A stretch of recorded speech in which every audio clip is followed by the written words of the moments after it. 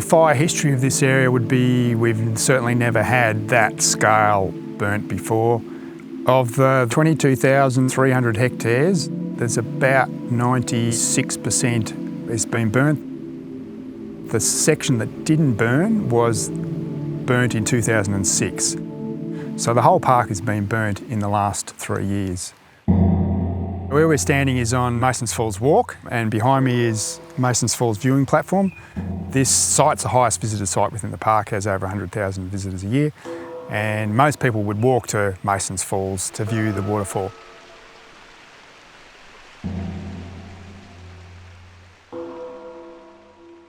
As you can see, this area has been quite high fire intensity.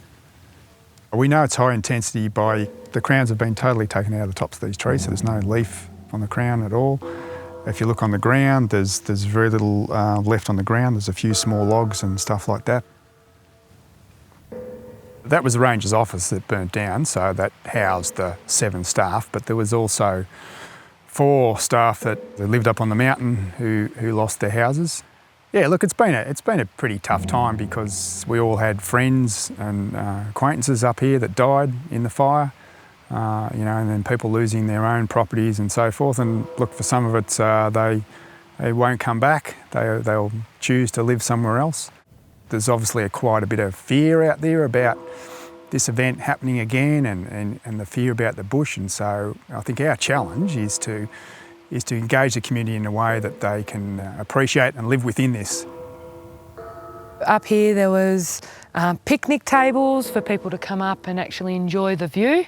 Now, as you can see, there's nothing left, everything's been burnt, but it's actually full of foliage. There was lots of wildlife, lots of bird activity up here. The park is very important to the community, and the rebuild of the park is really important to the community, and that's something else that we've got to work our way through with the community to make sure that happens the right way.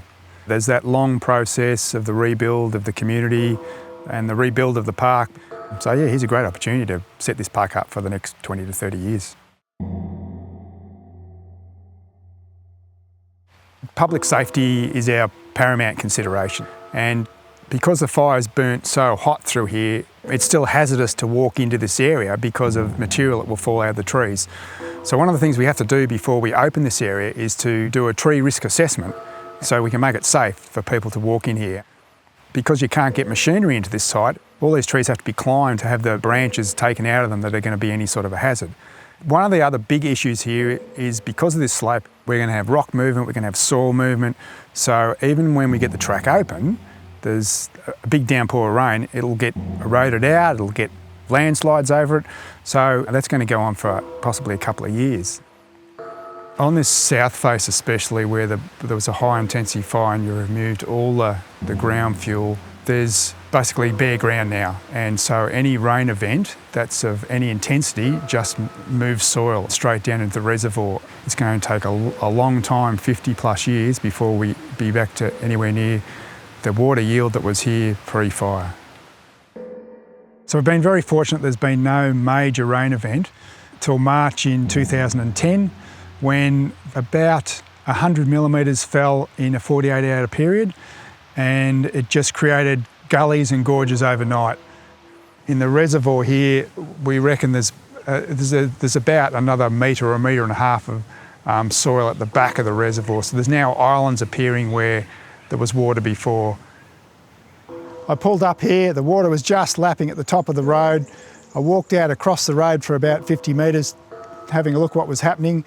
And when I turned around, the water had already risen 10 centimetres, but that was the sort of amount of water that was coming down these small streams just in a small storm event. So when we did get any larger events, it just literally washed the pipes straight out of the ground and headed them down the creek. So a lot of money's been spent on rebuilding this road. Fire's not all bad. There's a lot of plants are dependent on fire. Grass trees are quite fire dependent to regenerate, so in 100 years they could flower a couple of times. That's going to depend on the amount of times you have fire through here.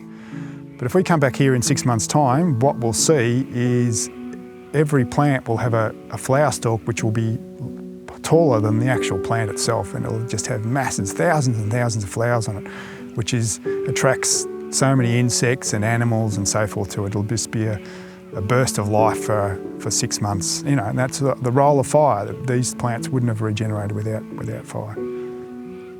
What happens with these trees is that they have epicormic growth, and this is what we're seeing here is the epicormic growth. So it's buds below the bark. The bark protects the buds from the fire, and then this is how the tree gets its leaf coverage back on the tree, is by these buds that germinate from underneath the bark up along the trunk, right up to the top of the crown. Mountain ash forest can't regenerate from epicormic growth. It holds all its seed in the crown, and there's just a mass of seeds falling out of those trees. Just be literally tons of seed. You walk back in there now and there's just thousands and thousands of seedlings across the ground. As you can see, there's been a lot of regeneration of the bush. Last time we were here 15 months ago, it was just bare. The first sign of life was the moss growing on the hills, to the bracken coming back, and now being here, we've got, metre to a metre and a tall eucalypts. There could be species that are going to come back that we haven't seen for a long time. And one of those examples is a plant called a swamp bush pea. It only covers about 2 hectares in the park, and it only occurs in 4 sites across Victoria. It needed a fire to regenerate it. We've had that fire. You go down there now and there's absolutely thousands of these plants. A challenge we didn't expect that we would have, we'd have to get in there and keep tracks open. One of the experiences you're going to have of walking on this track is it's going to be a bit like walking through a tunnel once this vegetation gets up. That's a heartening thing to happen, that we've got regeneration that's probably causing us issues in regard to keeping tracks open, where at one stage we thought, wow, will some of this stuff ever grow back? So that's been really good.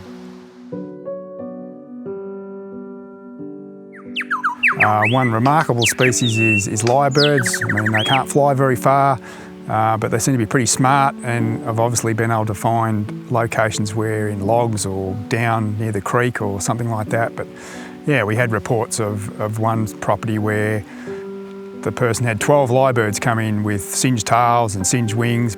They're an amazing creature. I've heard different stories of them surviving the bushfires in dams with people, in creek beds, and I think they would be even intelligent enough to go down a wombat hole and snuggle in with a wombat. So yeah, there's lots of stories, and it's just great to see them coming back in numbers.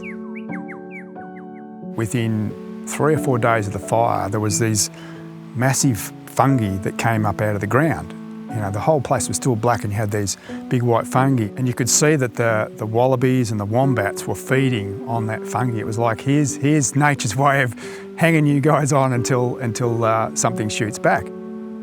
We've certainly noticed that we've got things like the larger animals like wallabies, kangaroos, koalas have come back. But the smaller possums, the antechinus, the bush rat, will take much longer to recover. We've done a couple of spotlight walks and have seen no possums at all. It's been very, very quiet. We did a brush-tail phascogale survey. We turned up 1 animal, and that's why we've put a lot of work into try and re-establish this habitat corridor between Warrandyte and Kinglake, so that is the area where they can come through and recolonise the park.